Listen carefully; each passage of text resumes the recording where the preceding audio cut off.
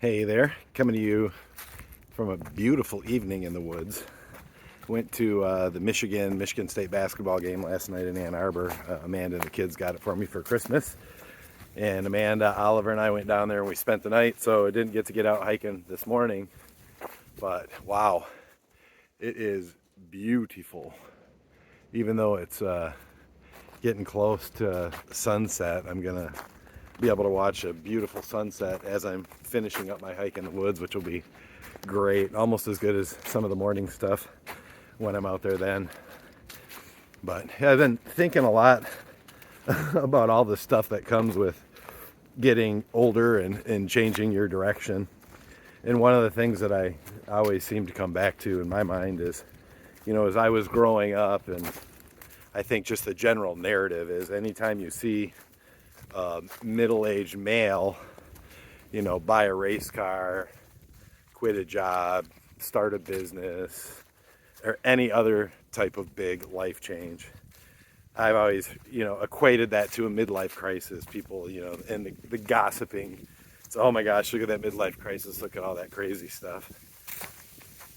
And obviously, as I'm thinking you're changing my direction and being introspective, those words kind of stuck, like hit me in the face a little bit as I was thinking about it. And frankly, I think a lot of the times people call something a crisis or stick some tag on it because they might not be comfortable with it. And whether it's somebody younger who's just entrenched of following a certain mold or a way of doing things, and then they see someone older doing something completely off script, and so they just tag it a midlife crisis, or somebody else who's in midlife who still is stuck in just the rigidity and all of the original foundational beliefs, maybe haven't questioned those yet, or whatever the circumstance might be, to where they don't feel comfortable with those changes that are being made, and so they tag it as a midlife crisis. But I've often called it a midlife awakening, because all of us, to a certain extent, are on some type of journey to determine why we're here or what life means and all that stuff.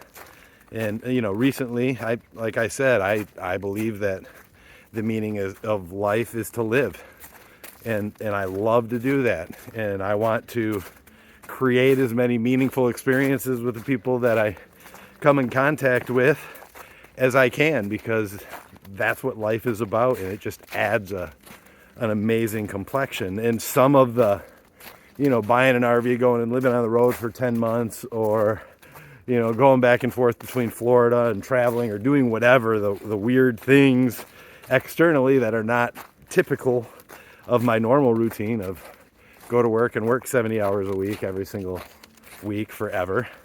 But when it starts to change, a lot of that change happens because of an awakening, because realizing that I was unknowingly or just unconsciously following these pattern after pattern after pattern, and I wasn't even questioning it, and it's just kind of like getting stuck on a hamster wheel. So really not looking at each day as each day, but just going through the motions almost. And I think once we start to question those, I would say that we should all go out there and have the craziest frickin' midlife crisis ever. Go out there. I tested my boundaries from an acceptance standpoint and my obnoxiousness. I don't encourage you to do that, but do some crazy stuff. Do some things that you've always said, one day I'm going to do this. Make tomorrow or today be that one day that you do it. But like that's what's fun. When we watch movies or documentaries, we watch it because someone's living an interesting life.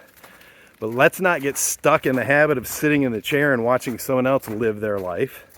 Let's go out there and live it ourselves. We've been hamstringing ourselves for the first half of our lives to not do things because we were too stuck in the way that we thought they were supposed to be done, and we were trapped in the shoulds and shouldn'ts as we made every single decision. But now, if you take the time to examine and you find the same thing that I found, that holy crap, that stuff, I could have stopped being a slave to that long ago. then you can make that choice to stop and just start to live, because it's a whole lot of fun. And well, that's all I've got. It's been an amazing weekend.